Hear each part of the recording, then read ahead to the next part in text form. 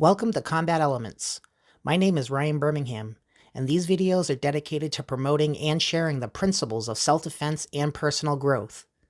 Peter Friedman, my martial arts teacher and mentor since 2000, has shared these principles with me, enriching my life. I'm here today to share them with you.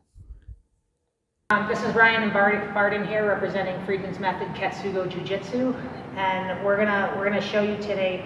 We're gonna break down and explain how Friedman's method, Ketsugo Jiu-Jitsu, approaches techniques and the concepts, principles, physics, biomechanics, and anatomy that are housed within a technique and an application, and our philosophy and the way that we look at it.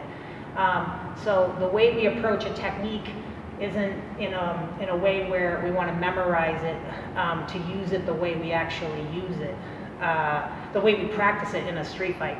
So I'm going to use one technique as an example. It's probably a common one in every martial art. So Barden's going to cross grab, right? I'm going to kick to the lower shin, circle his wrist, cut down his center line, right? Locking his wrist and causing him to drop down to one knee. Knee him in the chin, right? And then take him down on his belly. So that would be, thank you, Bart. That would be an example of a pre-planned sequential technique. So the way that we like to drill the concepts and principles within the technique is we pick the most important ones. In our foundation, it's footwork, 9 angles of attack, and flow drill. So today we're going to pick footwork, how to get out of the way and move. We're going to pick redirecting, or the concept of Ju, which is Ju in Jiu-Jitsu, which is yielding or giving way. So we'll talk about that concept briefly. Kazushi, and what would happen if you tried to apply a specific sequential technique in a street fight and why it changes. So, for example, if Barden grabs me, right, and I try to go for the kick, right, every single moment in time when an action is happening, something different can happen. So when he goes for the grab, he can actually grab me thumb up, he can grab me thumb out, like that. He can grab me all different ways, and that's going to change my technique. So I have to learn how to fight on the fly and be adaptive instead of trying to stick to something, because if I try to do this, or I try to do this, and he grabs me a different way, right, it's going to mess up my whole technique. I have to do something different, because look, it's kind of different, right? It's kind of weird. So you have to learn how to drill these different concepts and how to flow with them, so you can adapt and fight with them on the fly. So important concept number one, getting out of the way. So if he grabs, so within this technique, there's 3 moments in time. There's before he grabs, and you don't let him grab you. So you use a foot movement to get out of the way, right? He goes to grab, and I move. He goes to grab, and I move, and I don't let him grab the wrist. Moment in time number 2, he does grab, but I go with it. I go with the energy, right? This is the concept of Ju in Jiu-Jitsu or Judo, the Ju part, Ju. So when he grabs, if I'm able to keep this in motion and keep him moving without him stopping, I should be able to control him into my next move, right? So it's the concept of pulling and pushing. So if he grabs and he pulls, right, I can go with it, right? If he pushes, I go with it. So that's the concept of Ju. It's this contact thing. So you go with it. So wherever he goes, he might grab and go down, or up. See, he went up that time.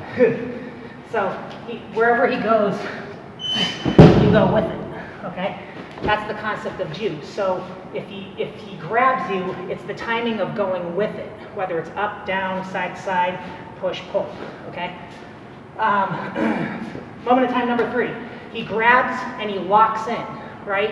And you can't go with the energy because there is no energy. The energy is static energy. So with the static energy, you have to learn to flow around this, or use the idea of going into it and then going into his spine and redirecting his spine on different angles and circling. Or just if you hit a wall, pivoting and rolling around it, using different types of pivoting motions, right? I can pivot with my elbow, right? I can turn and pivot with my center, right? So different ways of pivoting the point of contact, not necessarily pushing and pulling against it, but just pivoting. See that? If I center and I pivot. If I center and I pivot. Okay? So different ways of pivoting around it if you get locked in. Of course, you can get locked in and just hit them, which is the idea and the technique that I'm showing. Okay, Yeah, you get locked in, and we're talking about the idea of that low kick to the shin. So those are the 3 moments in time for when you get grabbed. Now we'll talk about the concept and principle of kazushi. So when he grabs, let's say I do get out of the way, but he does grab me, and I move this way, out of the range of that hand, right? When I go for the kick, I don't just want a surface level kick. I want to be able to take his balance with the kick. So if I come in here, let's say he comes with that punch and I move this way, I want to make sure that when I kick, I'm taking his balance with the kick. So if I move this way, let's say I go out this way, right? And I come in with the kick, it's taking his balance. It's not just, you know, a surface level kick. You take his balance, and that opens you up for something. So I may come in here, and there's an elbow. That sets me up for the elbow. Now he's off balance for something else. Okay. So the word kazushi is off balance, but it's more than just a physical off balance. Yeah. How you doing? Yeah, it's more than just a physical off balance where you're taking his balance with different joint locks and kazushi ideas. Right? The word means any type of off balance, whether it's mental, spiritual, or physical. So I could take his mind off of the fight by saying something or yelling at him or ki-eyeing, and take his mind out of it for a second. Ah! And then, you know, something, you know, that's what a ki-eye does. It's a spirit show. So you can take his mind out of the fight with a surface attack. So if he goes for this and you go with a surface attack to the face, takes his mind out of it for a second, and you may be able to enter in with something. So there's different levels of physical, mental, psychological types of kazushi. But the one in the beginning that we normally deal with is, we normally deal with different ways of physically kazushiing the body. Right? Different ways of getting him off balance, off of his base. So if his base is here, right? You can kazushi him this way. You can kazushi him this way, right? You can kazushi him up, right? You can kazushi him down. So if I go down, see? And then kazushi him back up again. If he misses the grab, then I can kazushi him down right there. And then he goes back. Oh, down, back, and then he goes right there. And then you got him down again, using the concept of Ju. So anyways, kazushi is off balancing. And what I wanted to show you is, if you're trying to just memorize a technique, like I'm saying, it's more important to try to develop these skill sets of getting out of the way in multiple different ways. Get out of the way this way.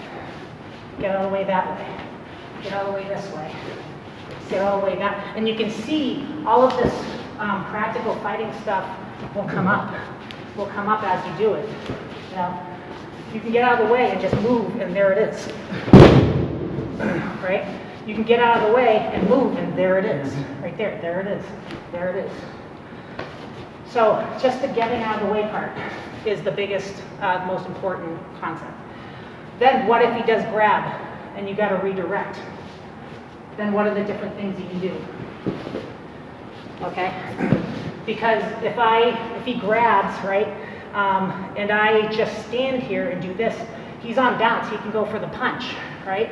So let's say he goes for the punch, he grabs and goes for the punch, and I go in for the elbow, right? So I went with it, he pulled me into the elbow, and now I got a leg lock right here, right? Okay, so you start to learn by playing around with these concepts and principles, you start to learn how to flow and how to be creative with your fighting and how to feel it out.